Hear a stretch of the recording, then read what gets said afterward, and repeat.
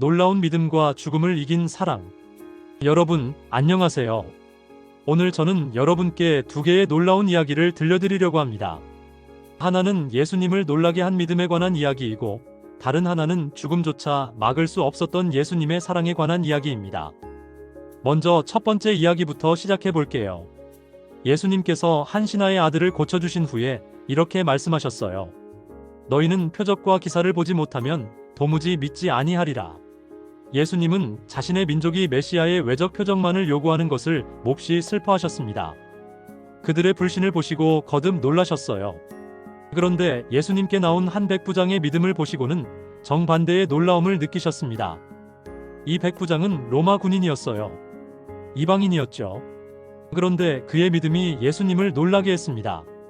백부장의 하인이 중풍병으로 죽음 직전에 놓여 있었어요. 당시 로마인들 사이에서 하인은 시장에서 사고 팔리는 노예에 불과했습니다. 혹사당하고 잔악한 대우를 받는 것이 일반적이었어요.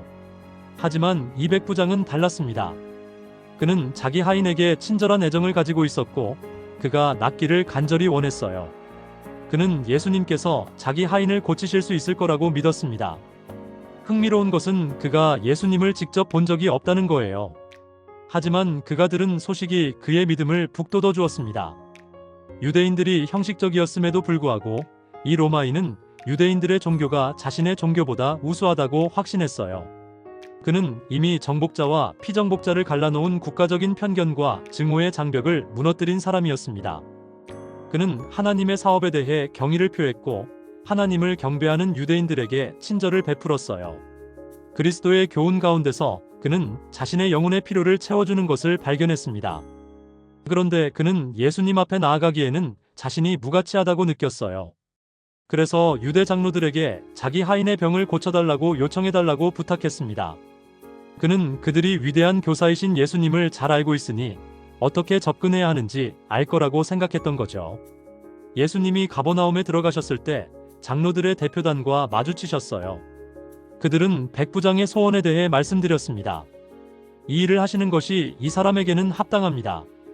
그가 우리 민족을 사랑하고 또한 우리를 위하여 회당을 지었습니다. 예수님은 즉시 백부장의 집을 향해 출발하셨어요. 하지만 군중에게 밀려서 천천히 걸어가셨습니다. 예수님께서 오시고 계시다는 소식을 전해들은 백부장은 놀라서 예수님께 기별을 보냈습니다. 주여, 수고하시지 마옵소서. 내 집에 들어오심을 나는 감당하지 못하겠나이다. 그러나 구주께서 여전히 오시자 백부장은 마침내 용기를 내어 예수님께 가까이 와서 말씀드렸어요. 내가 주께 나아가기도 감당하지 못할 줄을 알았나이다.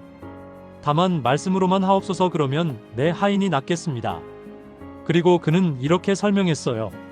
나도 남의 수하에 있는 사람이요, 내 아래도 군사가 있으니 이더러 가라 하면 가고 저더러 오라 하면 오고 내 종더러 이것을 하라 하면 합니다. 무슨 뜻일까요? 내가 로마의 권세를 대표하고 나의 군사들이 내 권위를 인정하는 것처럼 당신께서는 무한하신 하나님의 권세를 대표하심으로 모든 피조물이 당신의 말씀을 순종할 것입니다. 당신께서는 병더러 떠나가라고 명하실 수 있으며 그 병이 당신의 말씀에 순종할 것입니다. 말씀만 하십시오. 그러면 나의 종이 나을 것입니다. 예수님께서 이 말씀을 들으시고 놀라워하셨어요.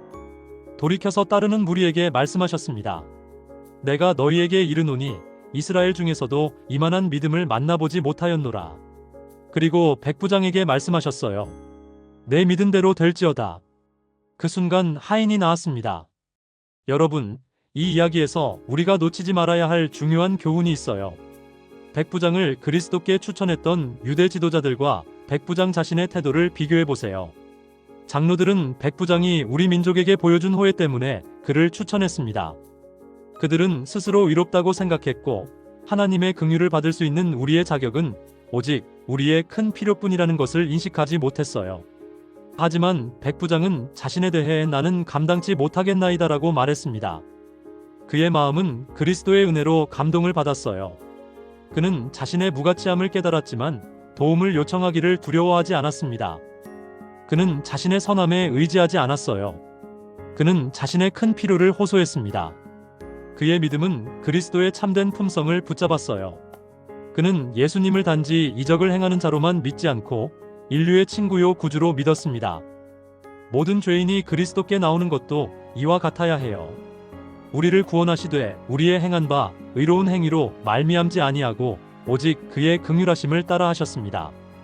사탄이 여러분에게 너는 죄인이므로 하나님의 축복을 받기를 바랄 수 없다고 말할 때 그리스도께서는 죄인들을 구원하시기 위해 세상에 오셨다고 사탄에게 말하세요.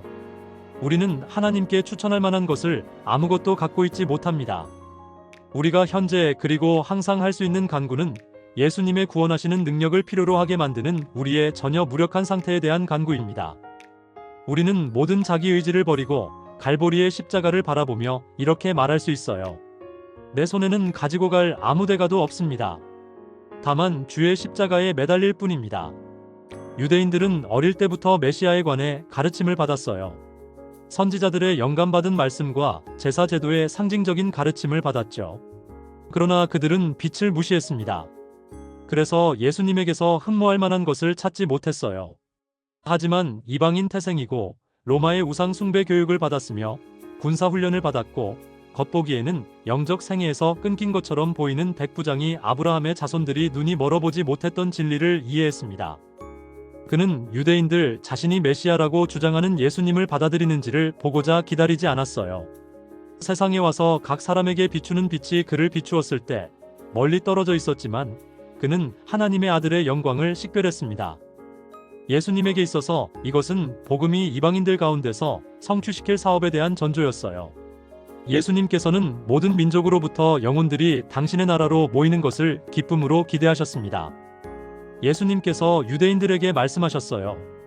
너희에게 이르노니 동서로부터 많은 사람이 이르러 아브라함과 이삭과 야곱과 함께 천국에 앉으려니와 나라의 본 자손들은 바깥 어두운 데 쫓겨나 거기서 울며 이를 갈 것이다. 슬픈 일이죠. 얼마나 많은 사람들이 아직도 이와 같은 치명적인 실망을 안겨줄 길을 걷고 있는지 모릅니다.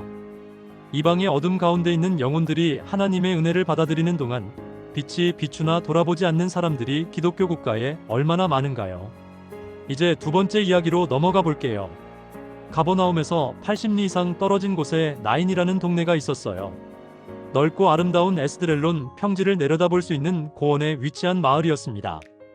예수님께서 이번에는 이곳으로 발걸음을 옮기셨어요. 제자들과 많은 사람들이 예수님과 동행했습니다. 도중 내내 사람들이 예수님의 사랑과 긍휼의 말씀을 듣고자 따라왔고 병든 자들을 데려와 고쳐주시기를 바랐어요. 그들은 이렇게 놀라운 능력을 행사하시는 예수님께서 이스라엘의 왕으로 자신을 알리실 거라는 소망까지 품고 있었습니다. 산악촌락의 성문 쪽으로 뻗은 바위가 많은 길을 올라가는 무리는 즐겁고 기대에 찬 일행이었어요. 그들이 가까이 갔을 때 성문에서 장례 행렬이 나오는 것이 눈에 띄었습니다. 그 행렬은 느리고 슬픈 걸음으로 매장지를 향해 움직이고 있었어요.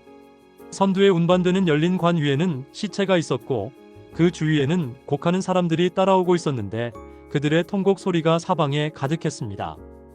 모든 동네 사람들이 고인에 대한 경의와 유가족에 대한 동정을 나타내기 위해 모인 듯 했어요. 그것은 깊은 동정을 일으키는 광경이었습니다. 고인은 어머니의 독자였고 그 어머니는 과부였어요. 이 외로운 여인은 자신의 유일한 의지요 위안인 아들을 따라 무덤을 향해 가고 있었습니다. 주께서 과부를 보시고 불쌍히 여기셨습니다. 과부가 예수님이 계신 것도 모르고 울면서 따라올 때 예수님께서 그 여인의 곁에 가까이 다가가셔서 부드럽게 말씀하셨어요. 울지 말라. 예수님께서는 곧 그 과부의 슬픔을 기쁨으로 변하게 하실 것이었지만 이러한 자애로운 동정의 말씀을 먼저 하지 않을 수 없으셨습니다. 가까이 오사 그 관에 손을 대시니 시체를 만지시는 것도 예수님을 부정하게 할 수 없었어요. 관을 맨 자들이 조용히 섰고 애곡하는 자들의 통곡도 멈췄습니다. 그 두 무리가 혹시나 하여 관 주위에 모여 섰어요. 질병을 내쫓으시고 귀신을 정복하신 분께서 임재해 계셨습니다. 사망도 과연 예수님의 권세에 복종할 것인가? 분명하고 위험 있는 음성으로 말씀이 바래졌습니다. 청년아, 내가 내게 말하노니 일어나라. 그 음성이 죽은 자의 귀를 울렸어요. 청년은 눈을 떴습니다. 예수님께서 그의 손을 잡으시고 일으키셨어요. 아들의 시선이 자기 곁에서 울고 있던 어머니에게 머물렀습니다. 어머니와 아들은 얼싸안고 길고 깊은 포옹을 했어요. 군중은 마치 넋을 잃은 것처럼 침묵 속에서 바라보고 있었습니다. 모든 사람이 두려워했습니다. 입을 다문 채 경건한 마음으로 그들은 마치 하나님의 임재 앞에 있는 것처럼 잠시 동안 서 있었어요. 그리고 하나님께 영광을 돌려 가로되 큰 선지자가 우리 가운데 일어나셨다 하고 또 하나님께서 자기 백성을 돌아보셨다고 말했습니다. 장래 행렬은 개선의 행렬로 나인성으로 돌아갔어요. 예수께 대한 소문이 온 유대와 사방에 두루 퍼졌습니다. 여러분, 나인 성문에서 슬퍼하는 어머니 곁에 서 계시던 예수님께서는 관 곁에서 슬퍼하는 모든 사람을 주목하십니다. 예수님께서는 우리의 슬픔에 동정을 느끼세요. 지난날에 사랑하시고 불쌍히 여기시던 예수님의 마음은 변함없이 온유하신 마음입니다. 죽은 자를 불러 다시 살리신 예수님의 말씀은 나인성의 청년에게 말씀하실 때와 같이 오늘날에도 효력이 있어요. 하늘과 땅의 모든 권세를 내게 주셨으니라고 예수님께서 말씀하십니다. 그 능력은 세월이 지남에 따라 감소되거나 당신의 넘치는 은혜의 끊임없는 활동으로 인해 고갈되지도 않았습니다. 당신을 믿는 모든 사람에게 예수님은 여전히 살아계신 구주이십니다. 예수님께서는 과부에게 아들을 돌려주심으로 어머니의 슬픔을 기쁨으로 변하게 하셨어요. 그런데 그 청년은 이 지상에서의 생명을 누리게 하기 위해 일으킴을 받은 것으로 다시 이생의 슬픔과 수고와 위험을 견뎌야 하며 다시 사망의 권세 아래 들어갈 것이었습니다. 하지만 예수님께서는 더 큰 소망의 메시지로 우리를 위로하십니다. 나는 살아있는 자라 내가 전에 죽었노라 볼지어다 이제 세세토록 살아있어 사망과 음부의 열쇠를 가졌노니. 예수님께서는 사망으로 말미암아 사망의 세력을 잡은 자 곧 마귀를 없이 하시며 죽기를 무서워함으로 일생에 매여 종노릇하는 모든 자들을 놓아주려 하십니다. 하나님의 아들이 살라고 명하실 때 사탄은 죽은 자를 장악할 수 없어요. 사탄은 그리스도의 능력의 말씀을 믿음으로 받아들이는 영혼을 영적 사망에 붙잡아 둘 수 없습니다. 하나님께서는 죄 가운데 죽은 모든 자들에게 잠자는 자여 깨어서 죽은 자들 가운데서 일어나라고 말씀하고 계세요. 그 말씀은 곧 영생입니다. 청년아 내가 내게 말하노니 일어나라 하신 그리스도의 말씀이 나인성의 청년에게 생명을 주었던 것처럼 죽은 자들 가운데서 일어나라고 하시는 그 말씀도 이를 받아들이는 자에게는 생명이 됩니다. 하나님께서는 우리를 흑암의 권세에서 건져내사 그의 사랑의 아들의 나라로 옮기셨습니다. 이것은 하나님의 말씀 가운데 우리 모두에게 제공되었어요. 이 말씀을 받아들이면 우리는 구원받습니다. 성경은 약속합니다. 예수를 죽은 자 가운데서 살리신 이의 영이 너희 안에 거하시면 그리스도 예수를 죽은 자 가운데서 살리신 이가 너희 안에 거하시는 그의 영으로 말미암아 너희 죽을 몸도 살리시리라.